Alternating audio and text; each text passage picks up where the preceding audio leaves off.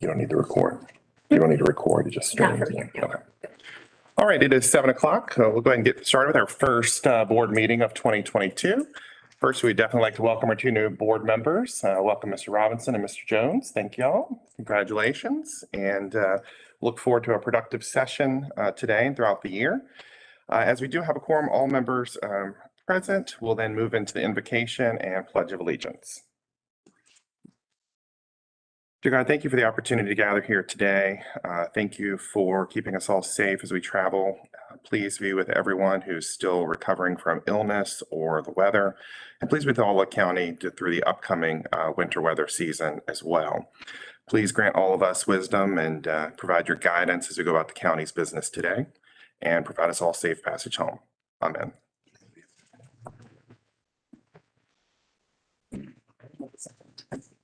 I pledge allegiance to the flag of the United States of America and to the republic for which it stands, one nation, under God, indivisible, with liberty and justice for all. Yeah. I'm glad someone found it. It's oddly shorter. I don't know why. No idea. It's oddly shorter than the Virginia flag. Well, it's just, I don't know why that is. I found that one. That's that too. All right, we've got 4 items on our agenda tonight. Does anyone have any modifications you want to do to the topics, add or remove? Or... No. All right. Mr. Gore, thank you. All right, well, Holly's going to start passing out the information, and we'll begin with our first topic on redistricting. And we had a couple conversations around that last year, but it was really up in flux because we were waiting on the state to finish their process, which they now have, and you probably saw news about that. Plus, we were going through our transition of board members and didn't want to kind of be in the middle at that point as well. So as I'm passing, I'm going to talk a little bit. So the first one I'm giving you is what we were sent by the CRC. These, after the census, were what our numbers looked like. If you look at those for your districts, you're permitted by state code to have within a 5% deviation. So if you look at District 1, it's at negative 4.53, but still falls within that variation. So that one doesn't have to be changed. The 2 problematic areas were Districts 4 and 5. District 4 was down about 6%, while District 5 was up about 6%. So if y'all want to pass these maps around, this is what it currently looks like today. All the districts. Okay. So Kenneth and I talked with Melody about some potential options for addressing this. And it seemed like the most straightforward way to address districts 4 and 5 would be to move the 2 census blocks, and I'm going to give y'all the updated maps for that were previously moved in 2010. So these 2 census blocks frequently are the 2 that get moved back and forth between districts 4 and 5. So here, or this is what the numbers would change to if we were to move those 2 census blocks. And this is what the new map would be. So the 2 outlined in blue would be the ones moving from District 5 back into District 4, where they were before the 2010 redistricting. Hold on, it's coming around. Okay, and then go ahead. Sorry. And this is just a larger version of if you were to just move those 2 blocks, what the county would look like at that point. Actually. Yours. Yeah. Others. I did say. Let's tell you what. You can keep it like that.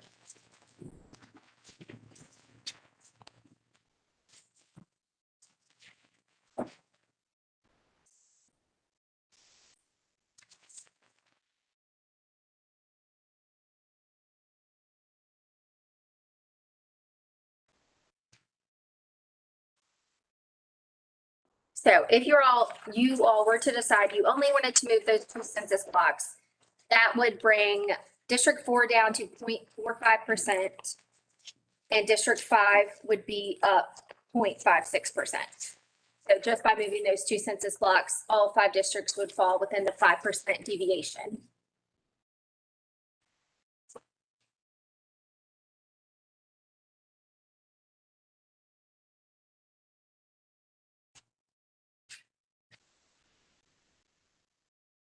All right, well, maybe let's step back and talk about process a little bit. I didn't realize we were going to have actual maps to start looking at tonight.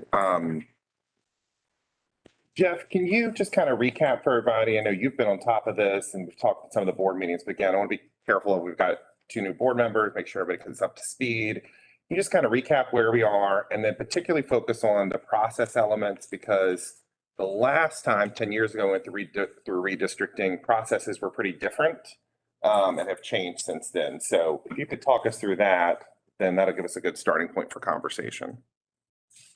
Absolutely. So the big picture is every 10 years when the new U.S. Census is done, the federal and state constitution require updating of election districts. The point of that is so we comply with one person, one vote law under the Constitution, state and federal. So that's why you hear Holly talking about adjustments in population.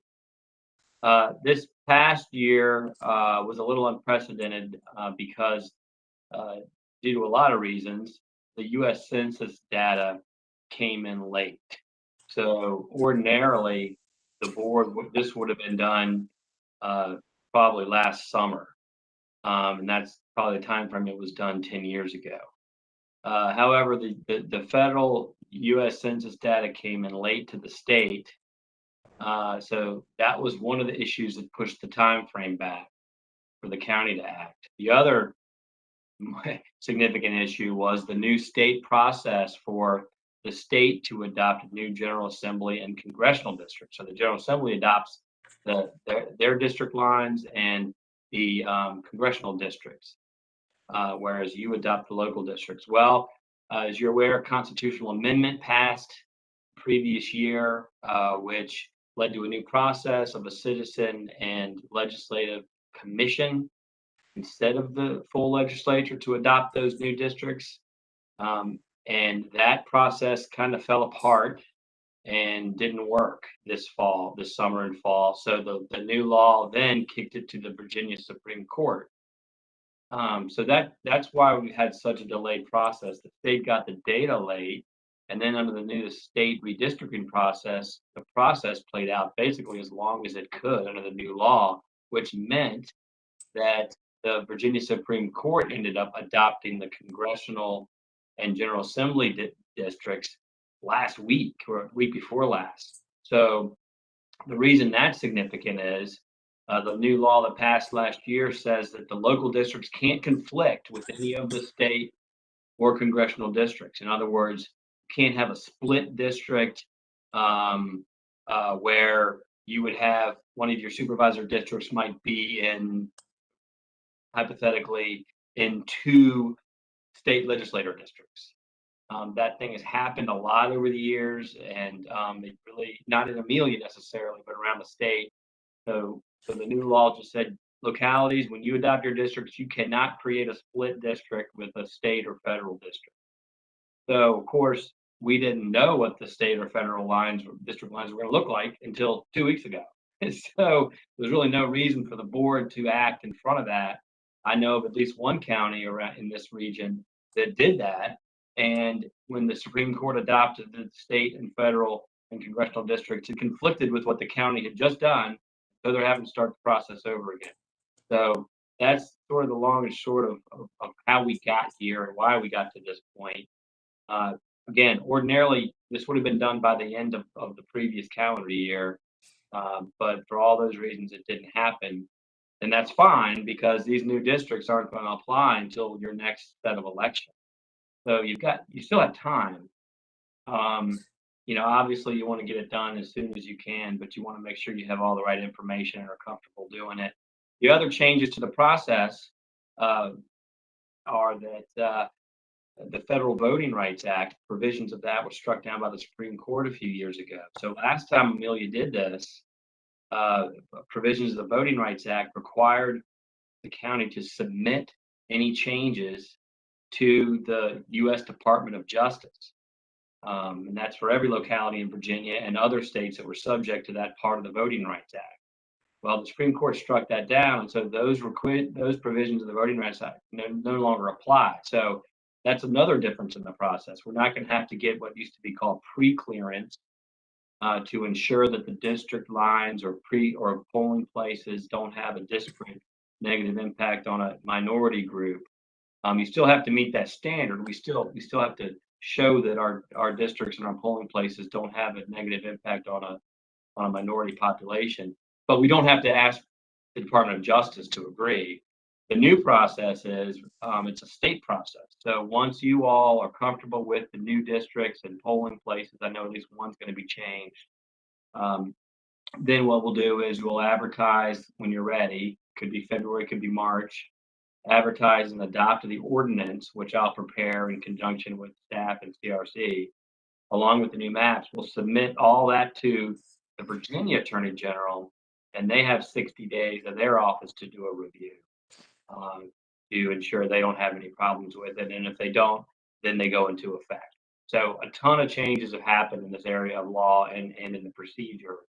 But I think the good news is you're on track with most localities, and there weren't a lot of changes that are needed to your districts. Not super significant changes, and so it shouldn't be that complicated. And I think you can take your time to make sure you're comfortable with it. And if we're not, we can talk to CRC and see if anything needs to be changed. And once you're comfortable, we'll advertise and you can adopt an ordinance, and we'll submit it to the state. We'll hopefully be done at that point. Yeah, we wanted you to see the map so you could see how much needs to be done. And in this case, not very much. So you can decide on your process and timeline. But this is the same blocks that usually bounce around prior. Yeah, these two were moved. Butler's Road. 2010, they were moved from District 5 to District 4. Mhm. No, District 4 to District 5. Yes, yeah. When you move, it does have to be in like census blocks and by defined boundaries that are recognizable or something. So there's a limited number of options you can kind of play with.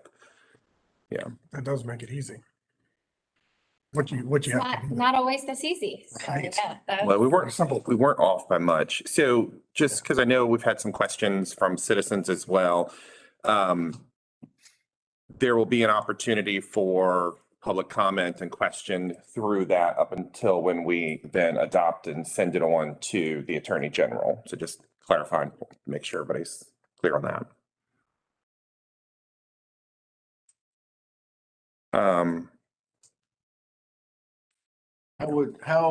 What is the plan to get it to the citizens? To prepare them for the public comment? Is this something we could leave as staff and they advertise, they could come look at it, or we don't? Yeah, we can do it the same way we would do any kind of like rezonings and stuff. It'll be advertised and we'll have all the materials. If anybody wants to come in and look at it, we can put it on the website. Well, yeah, and what we received tonight has to be on the website tomorrow anyway. So all of this will be on by tomorrow because whatever we used in a meeting has to be out. And so then it's easy to link from the website and go from there. Yeah. The polling site would have to stay the same, right? In District 5. It doesn't have to, but there's not a reason that it has to move because of this. You could choose to if you wanted for a different reason. Probably no other good spot for it anyway. Right. The one in District 4 Is moved, is being moved, but Yes. but unrelated to the redistricting. So these Yeah. folks would have to drive a little bit more out of a the. little bit more, yeah. Which if they've been living there for 10 years, Yeah. they've done before. Well, you know how people complain about Yeah. it. Oh, yeah. Well, and they can vote early and come basically to the same place, almost the same place that they did when they were in 4 also, which is, yeah, so they'll have options. But we can't, to be clear, we could move 5 if there's another, yeah. Is there another public building in 5? No, That's the problem. That's the problem, you know, because Yeah. that's the preference. It's not always possible to have a Right. public building. So we- Exactly. Yeah. I think Dexter's right. There's not really another obvious No. place to do it. Yeah. Been there forever. Yeah, it's here for something. Yeah. Fire department, man. Okay. All right. Doesn't seem like we have any major concerns on the table then for this. So, I'd like to ask one. oh, yeah, that's what I'm trying to make sure we cover all bases. Yeah. go Deborah, I'm not trying to call you out. Do you have any input on this as the registrar? Actually, as a point of fact, it is the locality's administration's responsibility to decide on what changes need to be made. And then once that is all done, then I have to get the information to then go into the voter registration system.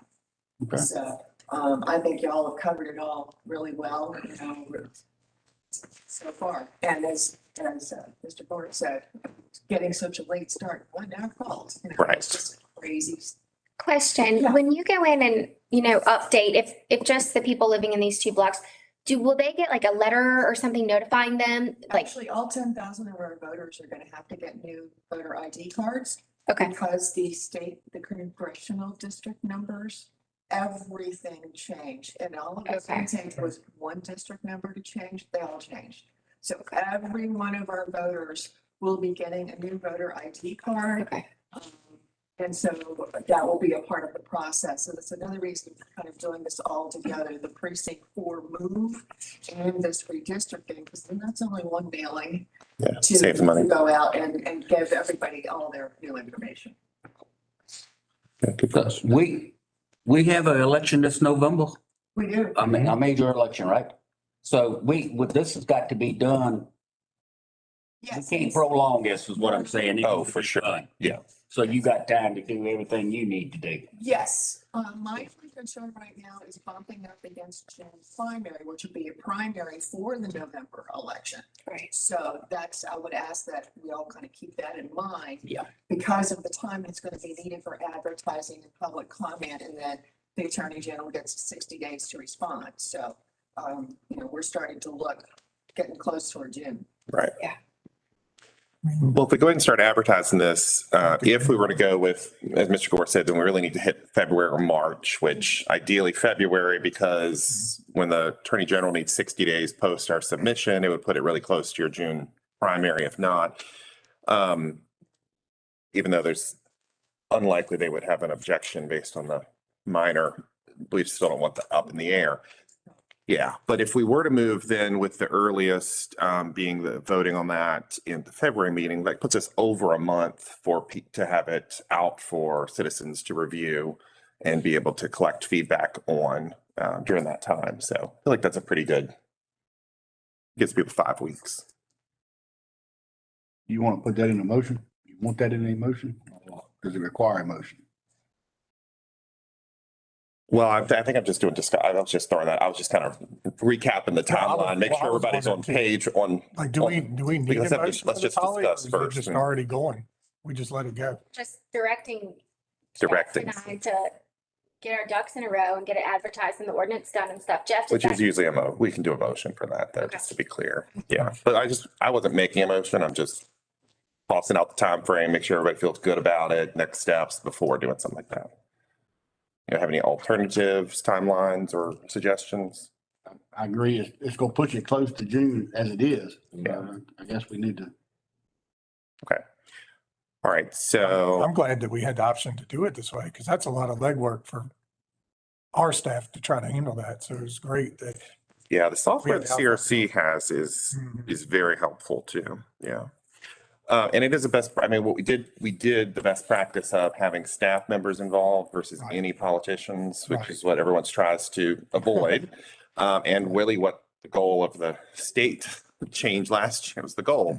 Wasn't successful, but that was the goal. So I think that was helpful. This is the first time any of us as elected officials have seen that. So we didn't have our hands in it and none of us doing anything political that way. All right. If there's no other yeah, go for it. Knowing how most of government works and all, to get the new voter ID cards. I know you can't come up with a magic number or how long, but it's gonna take a little while, because they gotta do the whole state according to what you said, right? Well, I've already contacted private vendors to get quotes to have them, print stuff on envelopes and mail the whole project for us, because 10,000 pieces is a lot of pieces, and we're just a little. locality. Yeah. You're right, for the whole state. Right. So I'm already getting quotes so that once we've got all the information and I can pull the data down from the voter reg system, Mhm. it'll go out to the vendor. Yeah, because, just wondering, the longer it takes, the closer you get into a voting, and people may not, it's gonna be problems, that, and, I didn't get a card.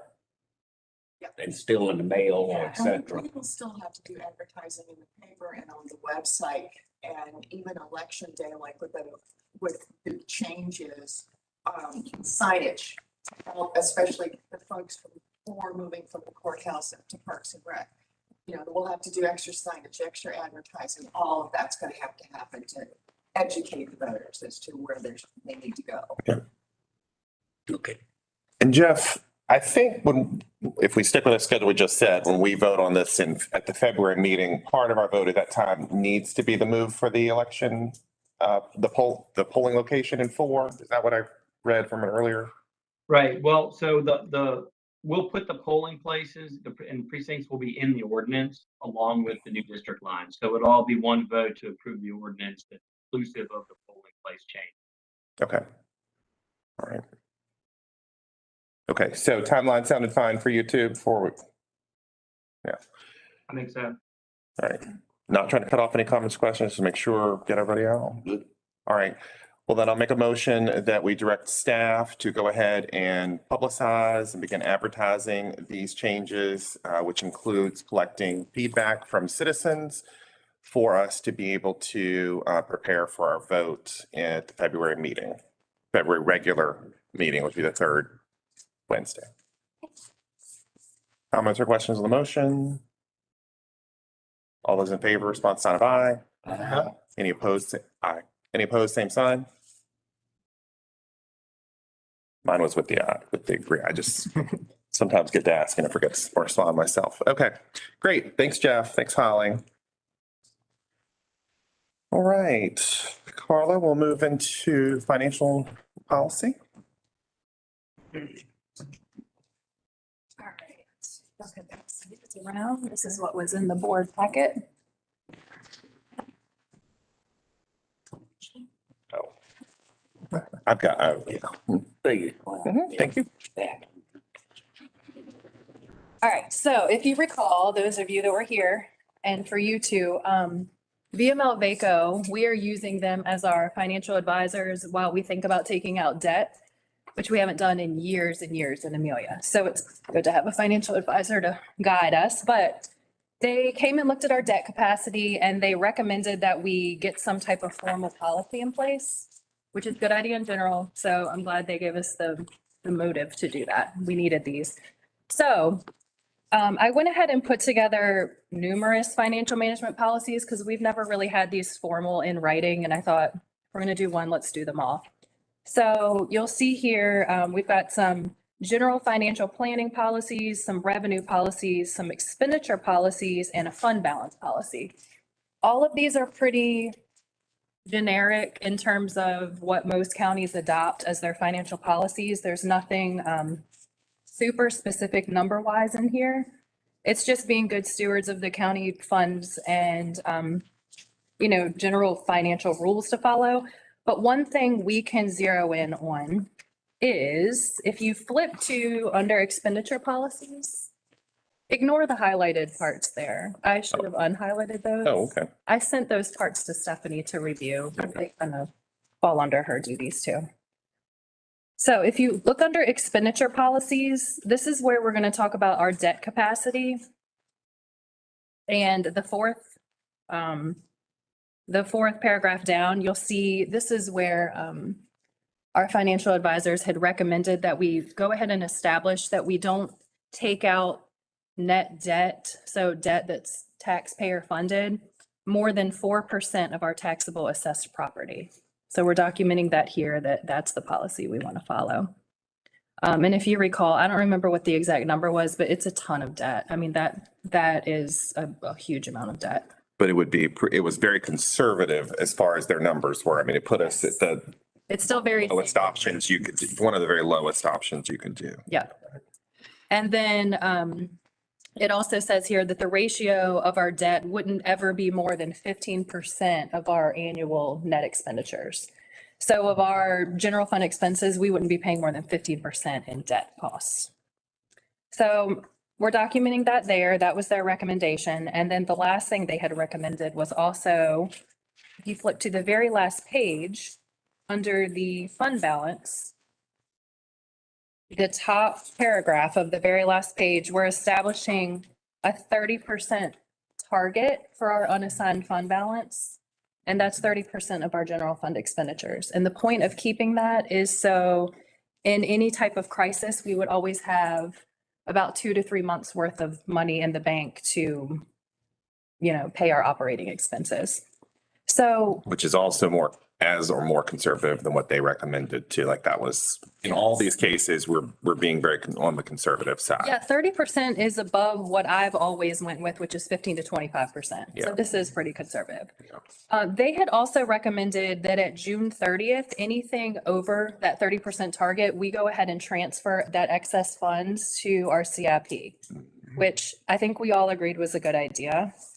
So I'm going ahead and documenting that here if y'all want to make that official, which would mean that when we receive the audit report in December, I'd probably right after that meeting, go ahead and transfer the excess funds.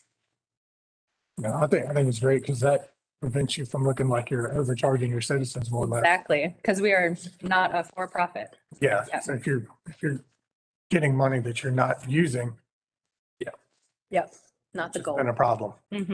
Yes. So if you guys have any questions about any of this, I can answer that. But though, I just wanted to point out the parts that VML Baco had recommended, and they're documented in here. I'm glad to see us doing this, in the series of supervisor classes I've been in, and this financial policies was a whole segment. And I think we were the only county of the participants that didn't have formal policies for this. And we looked at all the other counties. This looks very consistent. It's leaner than big counties like Loudoun, of course, which we don't need to go there. But it seems to hit on all the core parts that were recommended and from other counties I saw too. Yep, I agree. So, you said these highlights were presented to Stephanie, but have you circulated it? Do you feel like you've circulated enough with other constituents like Stephanie? Do you have gotten their feedback or? To Holly and Stephanie, because, Holly's so involved in the CIP process and that, we hit on that in one of these sections, the long range planning. And then Stephanie is involved in the investments portion. So I sent that out to them. Didn't have much feedback, but just wanted to make them aware that we're adopting this. And if we have any changes, to throw it at me.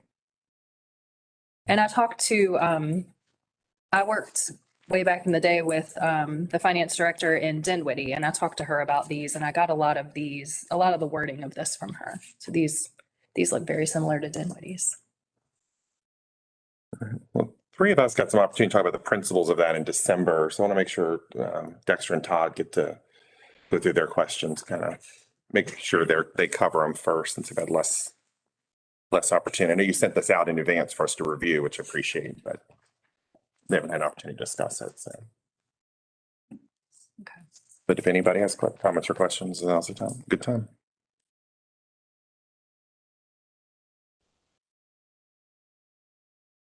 All good. Okay. Are there when you discussed it? I remember you were. It's all good. Yeah. And I was glad you were, because that was a really good meeting. I didn't have to repeat all that. Really informative. Yeah, he knows his stuff. Okay, so policies don't have to be advertised or have public comment period, et cetera, because they don't change the law. They're just again, policy. You've been seeing there at one point. We can even go against the policy by just making an exception. It just kind of establishes the principles. So, does anyone have a motion then to either postpone a vote on this or to a motion for a vote to approve? I move to approve. I like processes. I There we go. I know you do, man. I knew this would speak to you. That's good. Perfect. Yes, it's good. All right, so with this, I'm going to make the transfer to CIP tomorrow, probably. I should have looked up how much that'll be, but I'll let you on. We haven't, yeah. But just any other comments or questions then before we vote? Okay, all those in favor of approval, respond with the sign of aye. Aye. Any opposed, same sign? All right. Yeah, if you do that, that'll help us get ready for budgeting too and know what we've got to work with. Thank you, Carla. All right. All right, next two topics are for the schools. Thank you all. They're listed with facility study first and then budget. You can stick with that order if you would like, or, okay. All right. All right, I'll pull this up for you. Do you want to click through it or do you want to talk and I click through it? What do you want to do? Whatever's fine. I can click through. So if the keys don't work, you have to actually click it. While she's doing that, I'll give an introduction. Thank you for having me here tonight. My name is Chris Brown. I'm with Mosley Architects. Been with Mosley as an architect for 6 years now and 6 other years at a company prior to that. But we put together a comprehensive facility assessment for Amelia County Public Schools for Dr. Harper and Mr. Lynch. You just click the little arrow down in the corner. Okay. Thank you. And over the course of conducting the facility assessment, we brought in mechanical engineers, electrical engineers. We consulted with Timmons Group, civil engineer, food service consultant groups, and our roofing consultant. We tried to paint an holistic picture of what the facility is like. And I'll explain as well, this facility assessment is just that. It's taking a deep dive into what the existing facilities look like, trying to uncover what maintenance items may be necessary in the next 5, 10, and 15 years. So you'll see as I click through some of these, it's a lot of information. I'll try to breeze through it relatively quickly and kind of hit on the big points.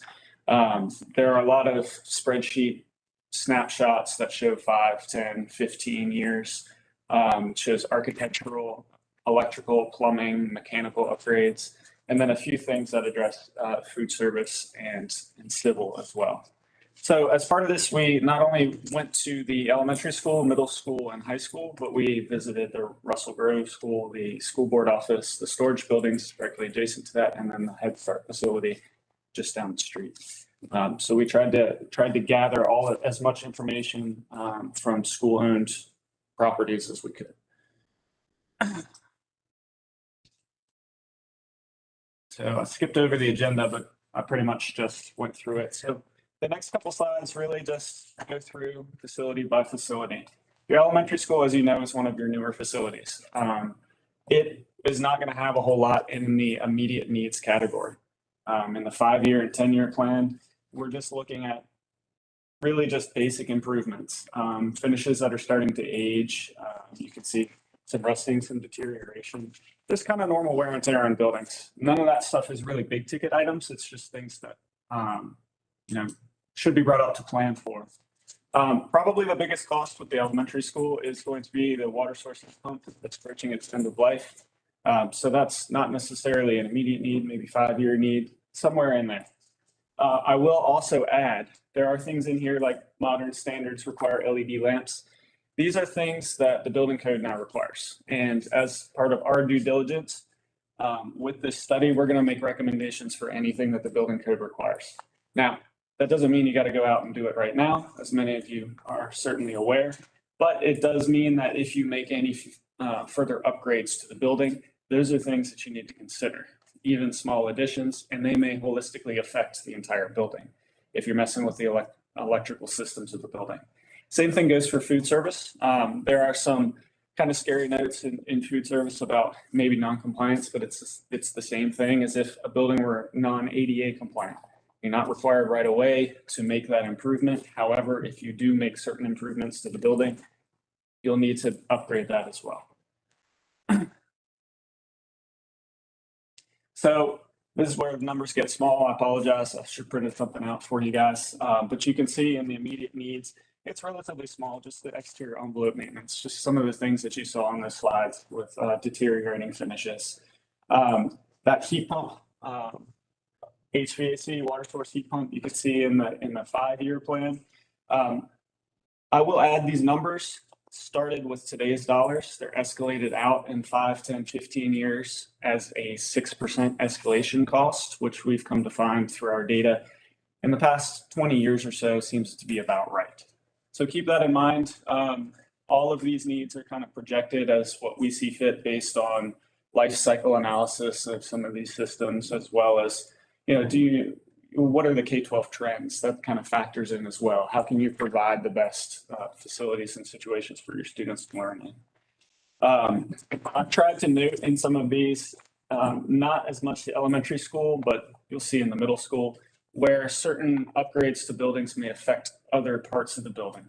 For instance, if you've got rooftop mechanical equipment and your roof may need to be replaced in the next 5 years, it might be prudent to do both at the same time. If you're changing the mechanical systems, you may also have to change the ceiling, which would again affect the lighting and anything in the ceiling. So we kind of take that into account in how things are grouped together. For example, toilets, you'll see plumbing in here, hot water replacement. You'll see lighting upgrades everywhere you see anything that mentions ceilings. So the middle school, I will add the two biggest things in the middle school are going to be the kitchen and the bathrooms. They're probably the biggest aging aspects of the facility. As you well know, the kitchen is a metal building and the bathrooms don't meet current codes. They could use renovations. The roof over top of the gym and the locker is a spray polyurethane foam roof, which there's nothing wrong with that. It's just at its end of life cycle. What happens when it's at its end of life cycle is the coating that's on the top of it starts to degrade. That lets the UV light degrade the foam then underneath of it and it starts to crack. It starts to do that at the edges first. So if you go up there, you'll see a couple gaps around the edges of the exterior of that gym. And there's a little bit of evidence of some moisture infiltration there as well. So that is pretty high on our list of immediate needs. Things like this bottom picture on the right, that's a roof drain. It's just moisture that's gotten into that wall. Once that wall gets wet, the paint flakes off. It looks bad, but chances are that's caused by the cold water from snow melt, ice melt on the roof, going down through that conditioned space, causing condensation, which then gets in the wall. Simple fix, you just put insulation on. So while that may look alarming, it's not indicative of any kind of roof leak. So HVAC for the middle school is also a tough one. As you may recall, you have what we call PTAC units, which are the through wall units. Eventually those will need to be replaced. They do not draw in any outside air, which is against modern building code. So they would require either a dedicated outdoor unit, which would supply fresh air intake into those spaces, or you just get rid of them and do a holistic new VAV or different mechanical system. Again, notice that the building's not necessarily fully sprinklered. If you do renovate more than 50% of the building, you will have to sprinkler it depending on how the fire separations are located. You'll also see notes in here, fire alarm system is obsolete. I know that's been taken care of by the school system as well. Again, we get notes about generator loads and LED occupancy sensors, everything here. So immediate needs for the middle school, like we were going over before, are kind of toilets, that roof over top of the gym and the locker room, and some of the HVAC equipment. Plumbing goes hand in hand with some of the toilet renovations. Now, pushed out to the 5-year plan because it's not necessarily an immediate need, is the kitchen. That includes demolition of the current kitchen and cafeteria, and then replacement, so purchasing new equipment, and then constructing a new kitchen or cafeteria. And then moving further down the 10-year plan is when we started to look at those through wall PTAC units. That is one where I've mentioned before, certain things kind of line up. If you're going to replace it with a VAV system, you need to get into the ceilings. You might as well replace the ceilings and then the lights at that point as well. So all of those numbers we recognize them as needs, but again, it's up to the county to decide what they have the funding for and what they have the necessity to do. While you can pull ceilings down and then put them back up after the work, we tend to find in our experience that they get damaged.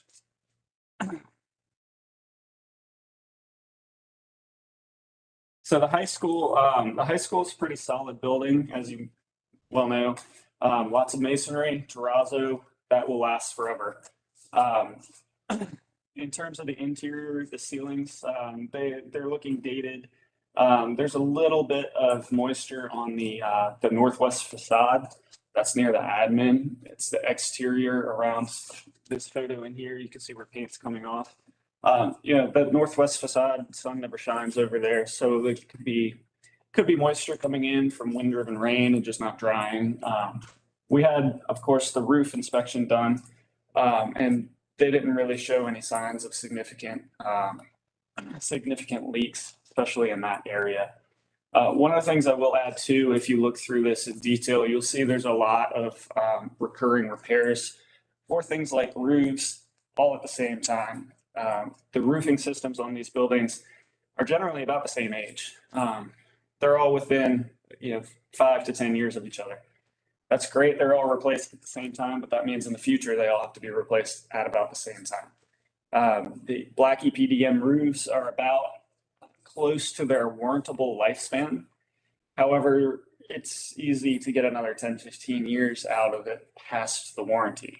So we'll start to put things like roofing of those aging EPDM materials in the 10, 15-year range.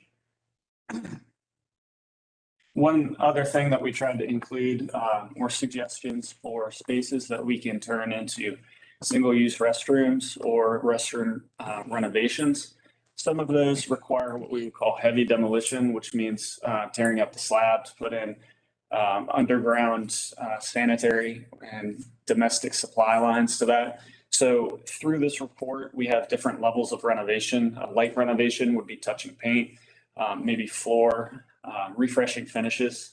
Medium renovation, you're looking at taking the space, taking the ceiling down, the lights, kind of refreshing on a holistic point of view, the inside of the space. And then heavier demolition is actually going through and rearranging space, knocking walls down, looking at structure, and kind of analyzing the building. Just for reference, we assign prices per square foot based on how we feel those fit those categories. And that's based off of historic data that we have. When I did the pricing for this, used the past 5 years because the market's been really volatile. And then for HVAC equipment, roofing equipment, that kind of thing, we've actually reached out to some vendors to get their pricing. And lately we know that fluctuates greatly too. So we always try to get them to project us for a little bit. If we can get that immediate need that we know that we put into the budget and then carry it out at that 6%, we start to feel pretty comfortable with it. Again, some HVAC replacement. In particular on the high school, there's a lot of HVAC equipment that needs to be replaced to the tune of around total $4 million, but that can be broken up over specific periods of time. Again, you'll see things about it not being sprinklered, LED lamps. So here's where we start to do the same thing with the ceilings. The HVAC equipment replacement I've filled in through here. At 5 years for a multi-zone unit, we have one number here, but we have the holistic number for everything at a total through a 15-year cost. We look at kitchen renovations, light renovations, replacing kitchen equipment. All of that is within a food service report that we've obtained. So as you can see, we've kind of collected all of this information, put it here for you guys to be able to review. If you have any questions, of course, we can go back to this too.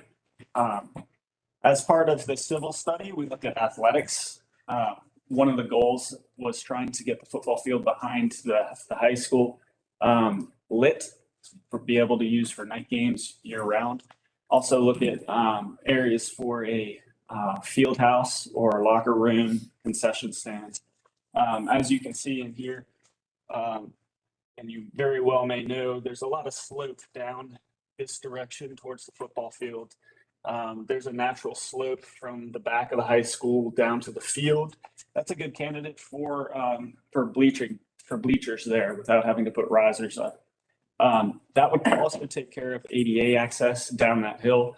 Right now, there's a ramp that meanders its way down there, not quite up to ADA standards. The site is relatively tight if there were to be a field house or a locker room. So what we've done here is we've suggested a field house in the end zone. There's also a giant hill there, but this does two things. If you can build a two-story field house into the side of that hill, you're looking at a second floor that opens up to the football field. You can think locker rooms. You can think any of the sports activity functions for games. And then on the bottom floor, you're opening up onto a practice field out here. You can think weight room. You can think all of your training and practice gear, anything that goes in there. So that's kind of the model of just a block that we've used to infill it there. And in order to price that, we've taken price cost per square foot from 3 different high schools that we've done in the past 3 years. In addition, we've suggested possible areas for baseball and softball. That land is owned by the school system. However, we'd have to do a little bit more investigation into that. There's possibly a wetlands that comes down through here, and then site access. There's only a small section of land over here. So how we would get to the fields and get around any kind of possible wetlands would have to be done into a further study. So when we looked at the needs for athletics, we put in the field house, the grandstands, the football field lighting, and then parking upgrades and improvement to a multi-purpose field as kind of the immediate needs in order to support the athletics of Amelia. Anything else that we have on here is also kind of reference field lighting for baseball, softball, tennis. Those numbers are in here. So to paint a picture of what it would cost in the future, should those come up. So for the Head Start building, the building itself it's aging. There's a little bit of deferred maintenance to it in terms of the roofing. You can see here, there's a tree that's overhanging the roof. There's a lot of vegetation that's on that roof. There is one spot in particular where the downspout has fallen off of the back side of the building. And you can see on some of the other pictures, the wall that's on the other side of where that downspout has fallen off. So you can see how the moisture has infiltrated into that masonry and started making some of the paint come off.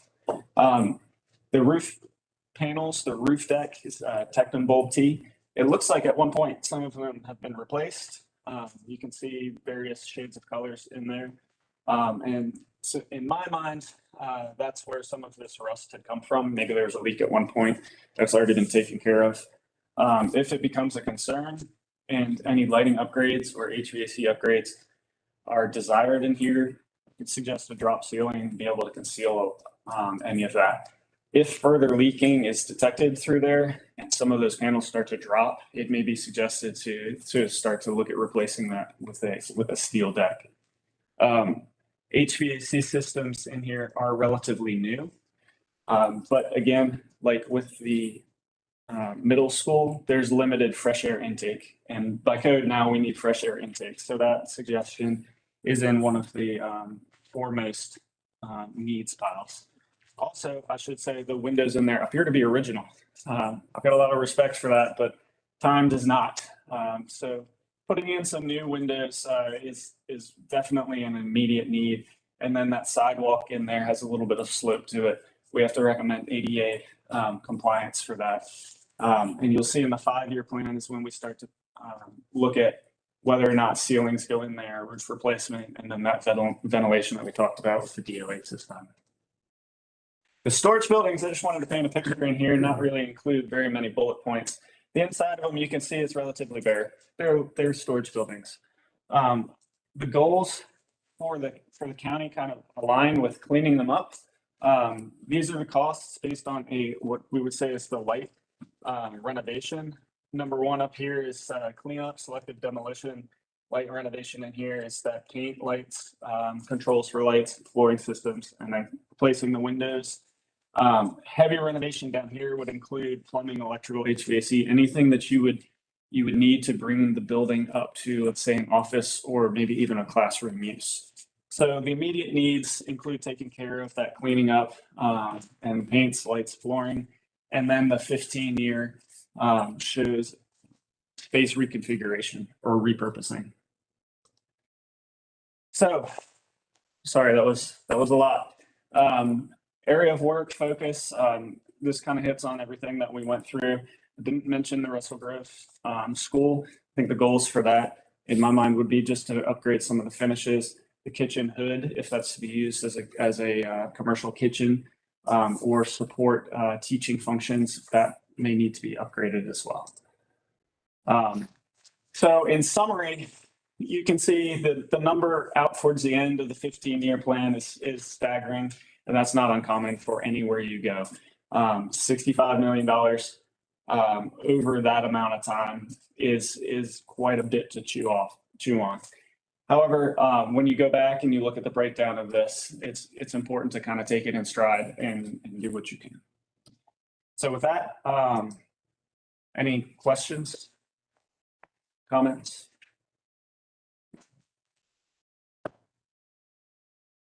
So I will say all of this was done. So you can confirm all of this was done with the goal of influencing the CIP in order to provide some background and justification for the numbers that were sent along with the CIP.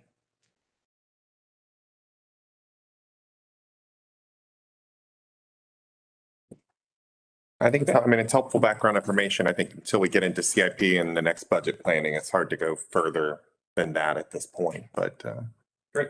Thorough work, at least gives us something to work with. We have copies of that available to us. I can make sure that things get sent to you as well. Yeah, we need that posted tomorrow. Our copy that you gave at the CIP meeting? Yes, ma'am. Yeah, it's the same one. Okay, I have that. We'll get on that. Yeah. Get y'all. Thank you. Thank you. Appreciate it.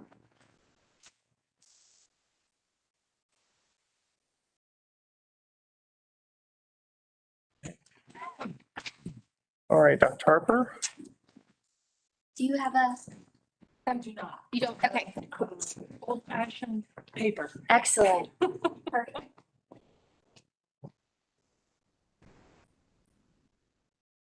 Good evening. Hello.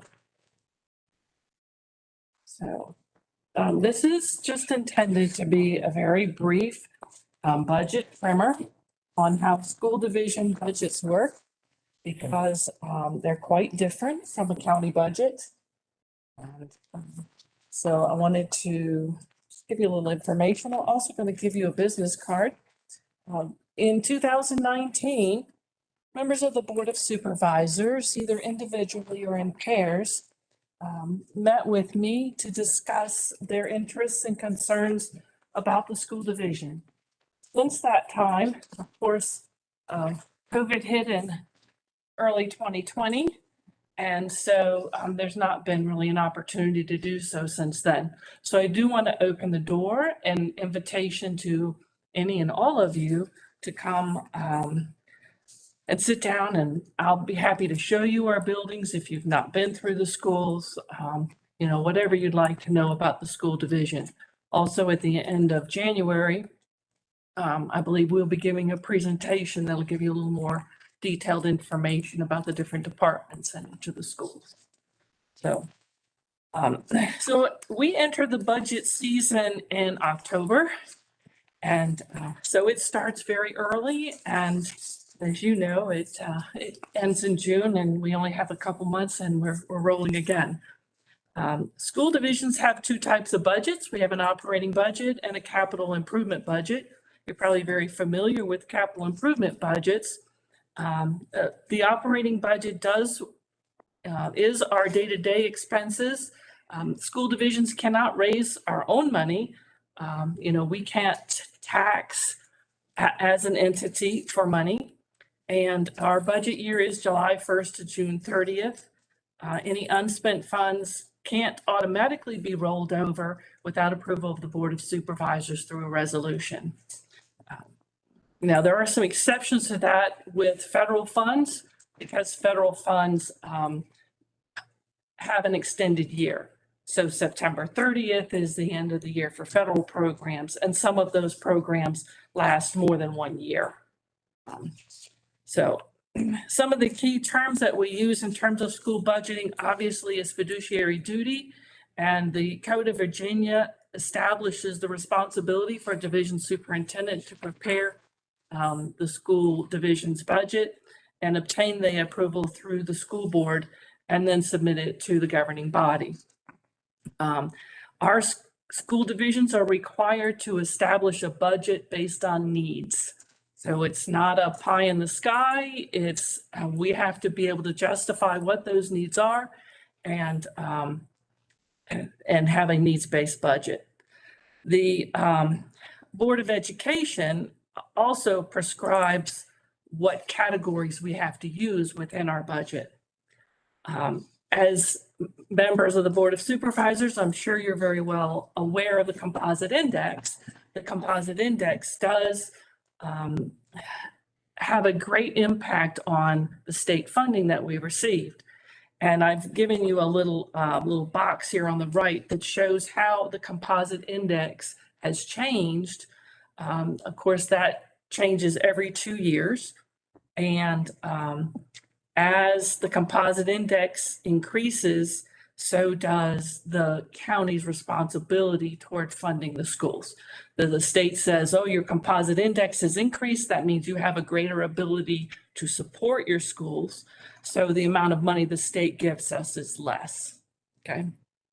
And so in this budget cycle, the Composite Index has changed again and has increased. The Virginia Constitution does establish the minimum requirements for educational school programs, and that's what the state funding is based on. It's called the Standards of Quality. And the Standards of Quality identify what positions must be within a school division, and the funding that's received by school divisions from the state is based on those SOQs. Not all positions within the school division are SOQ positions, okay? So, but some are required by the code. So then also ADM, or average daily membership, is a key part to the budgeting process because it's an aggregate number of days of membership of all students during the school year. And then of course it's divided by the number of days in the session. You will hear in our school board reports, also in the reports that I give you each month, I tell you what the ADM is so that you know both what our enrollment is, which is typically higher than our ADM, but the ADM is what our budget is based on. So, you know, for example, if we base our budget on an ADM of 1525 and we have more students, that means that at the end of the year, we will receive a little greater state funding than we had initially budgeted. By the same token, it happens the other way. And a couple of years ago, when I first got here, that was the case. We had our ADM that turned out to be much less than the initial budget that was built that year. So when we talk at the end of January about what we've done with carryover, 1 year we did use some of that to help offset that difference in ADM. Now the key thing to know about ADM is that division's ADM can decrease without the division being able to decrease our staffing, okay? And so if you turn to the next page, just a little bit of information about how school staffing works. The state sets particular numbers that tell us, you know, if you have in kindergarten through 3rd grade, you can have no more than 23 students in a class. In, you know, grades 4 through 12, you can have no more than 24 students in a class, especially limited for English classes. Some other classes can have more students in them, but those are the primary numbers that we look at. So I just give you a brief example here of how enrollment could change and the school division might not be able to reduce staffing, okay? By the same token, If you go one student over those staffing ratios, you have to provide another teacher. So there can be a wide range of funding that we receive from the state based on our ADM, and sometimes that ADM changes, but staffing can't. Okay. At the bottom of that page, I do give you some examples of what those positions are that are funded through SOQ basic aid. And 69% of our employee positions are SOQ funded. This challenge of staffing and really the inability to decrease even when students are decreasing is probably the most interesting thing that I've learned from you all over the last couple of years. And, just what a challenge that presents. I mean, it makes sense when you walk through it, but you don't think about it just naturally, I believe. So every year in the budgeting process along those lines, we take a look at how each cohort of students moves so that we know we need X number of first grade teachers or X number of second grade teachers.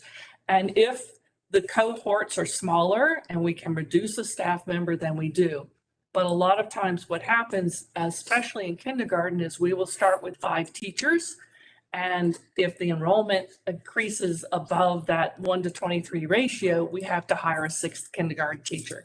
And that's typically what happens. We start with 5 and end up with 6.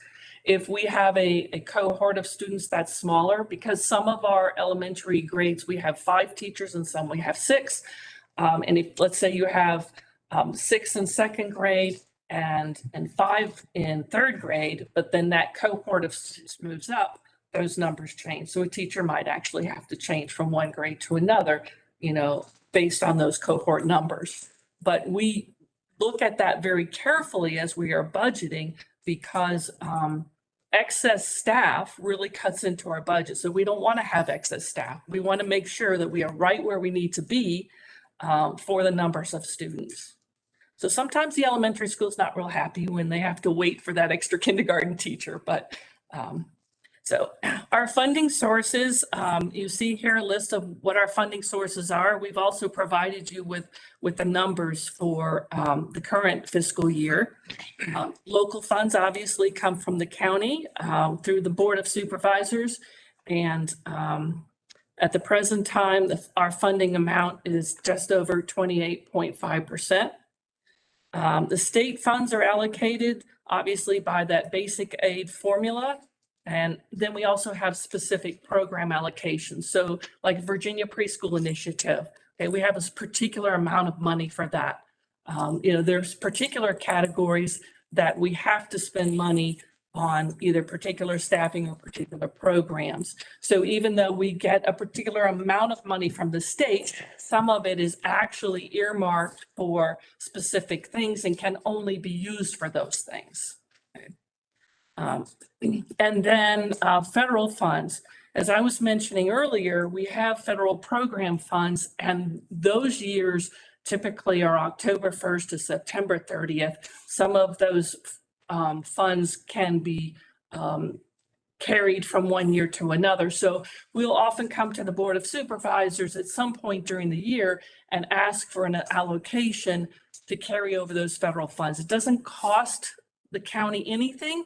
It's just if the funds are not spent before June 30th, which usually they're not, then we have to carry those funds over and that has to be allocated to the budget, okay? Any federal funds that aren't spent are lost, and so we always make sure that we spend them all by the due dates.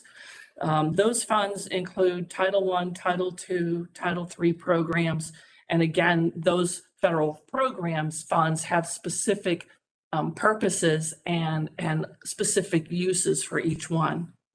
Like special ed and career and technical ed and food service and whatnot.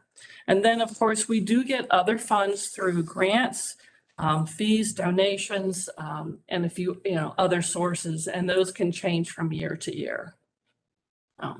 So then when the funding is allocated, it can be allocated in one of two ways, either categorical funding or lump sum funding.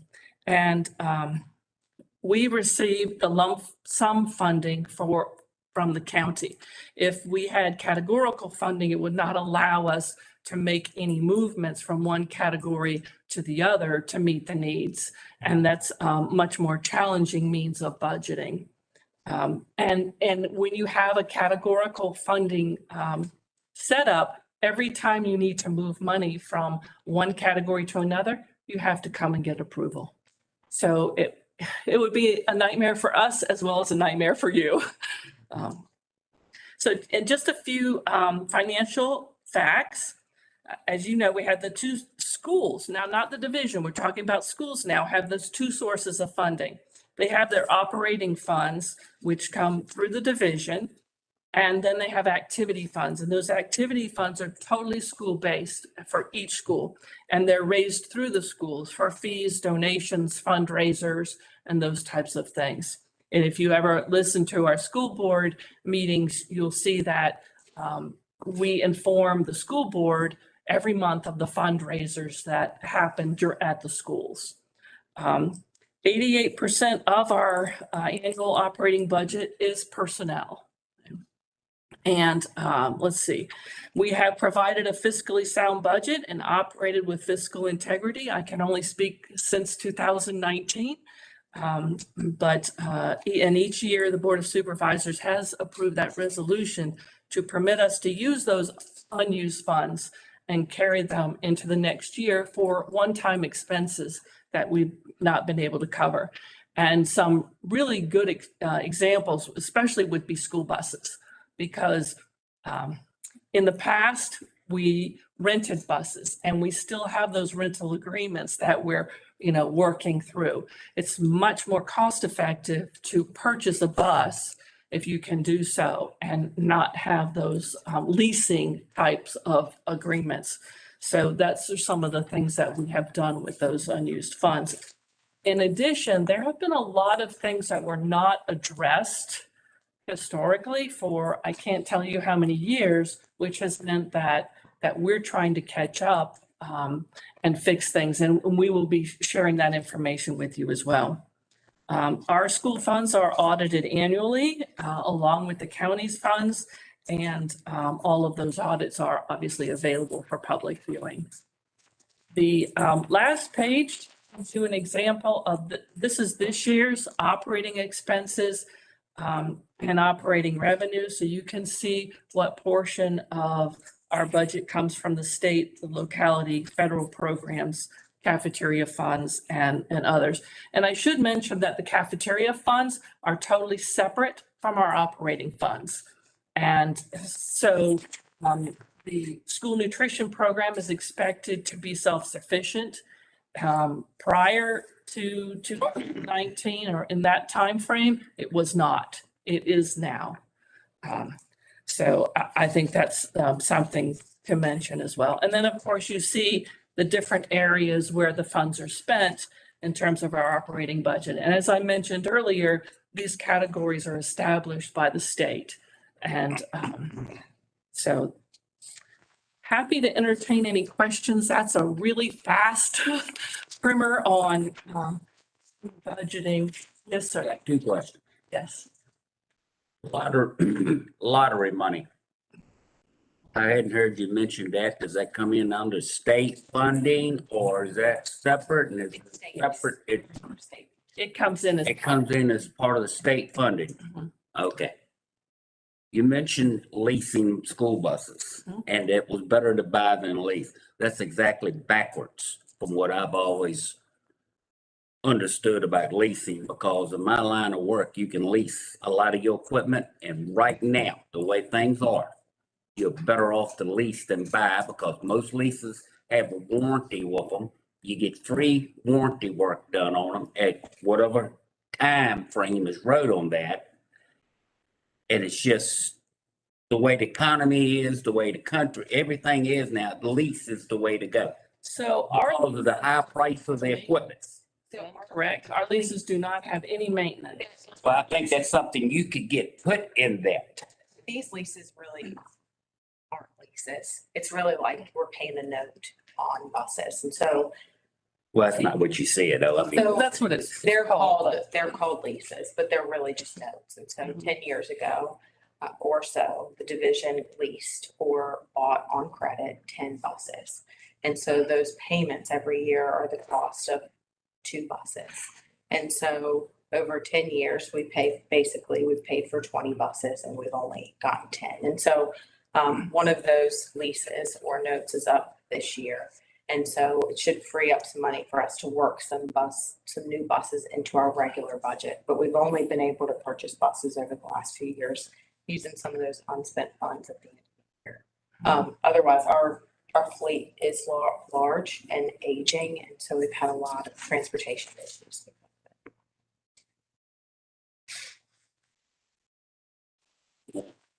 If you say so. You see all these new tractor and trailers on the road, majority of them are leased. Yeah. They're Just leased. different industries. Yeah, that's Yeah. what I was getting at. I mean, You gotta have somebody willing to lease them. well, the way to go is lease. Whatever was set up before was not fiscally the best option. That may have been the only option because they didn't have any other funds and needed the buses. But as Ms. Bullock said, we should be in a system where we're purchasing 2 buses every year. If we could purchase 2 new buses every year, then our fleet would be appropriately aged. And so that we would be able, when it came time, 15 years when we're required to retire those buses, we would be purchasing 2 to replace them.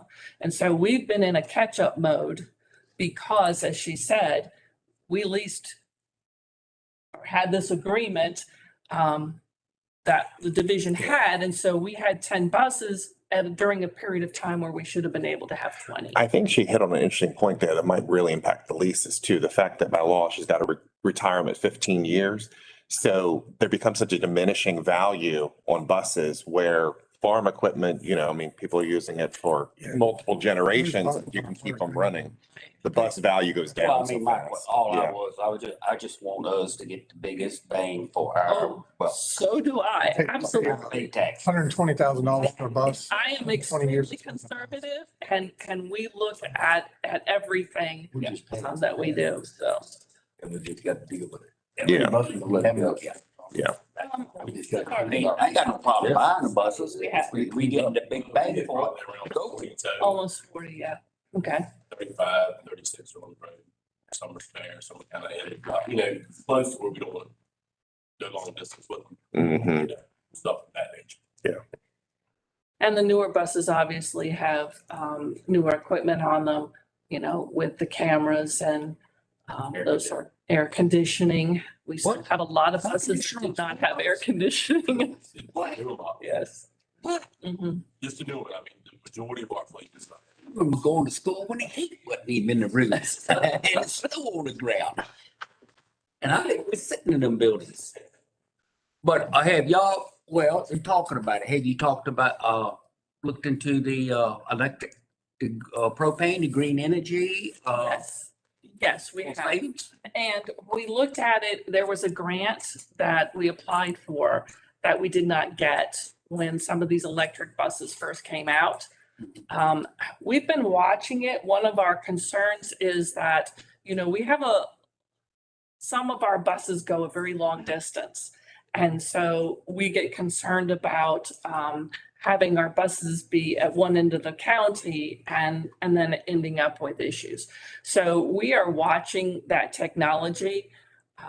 Most rural divisions don't have them right now for those reasons. And divisions that are using some of those are using them perhaps in town or in the city where the travel distance are much shorter. So the technology is improving, but it's not where most divisions are going right now if they are rural and spread out. But without federal money, they're going to cost you way more than a regular bus anyway. Yes. Way more. Right. So it's not even cost effective. And right now we found, actually, was it today that we discovered that the price of buses have increased tremendously since 2021? Still going up. And we may, Everything's going up, but still. so we need to buy 2, and we have put that in for our unused funds that we're carrying into this year to purchase 2. but we may not even be able to get to before September, and these funds have to be used by June 30th. So, and we ran into supply issues last year where, I don't know if you're familiar, beside the school board office, there are 2 buildings that were former career and technical ed classrooms. And those buildings had been left to deteriorate over time. And so we are trying to recapture those buildings as long, because we want them to be useful. We don't want to just, let them fall apart. So we did use some of those unspent funds to put new roofs on those buildings and to paint the outside, to protect the exterior. We need to replace the windows. They're single pane, very old. Many of them are broken out, and the doors to be able to have secure buildings so we can use them for storage. And if at some point we needed to use them for CTE buildings again, they would still be viable buildings. Last year, we tried to purchase windows and doors. We couldn't get them before June 30th. So those are some of the challenges that we've faced more recently. Answer any other questions for you?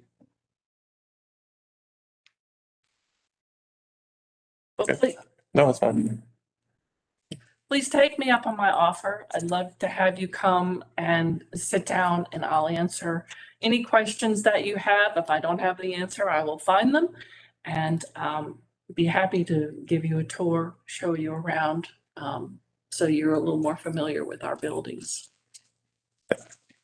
Thank you very much. Thank you, Ms. Hall. Thank you. Thank you. Thank you. All right, that is the end of the stated agenda. Does anyone have a need for a closed session for anything? Okay, it's always on there as a possibility. Great.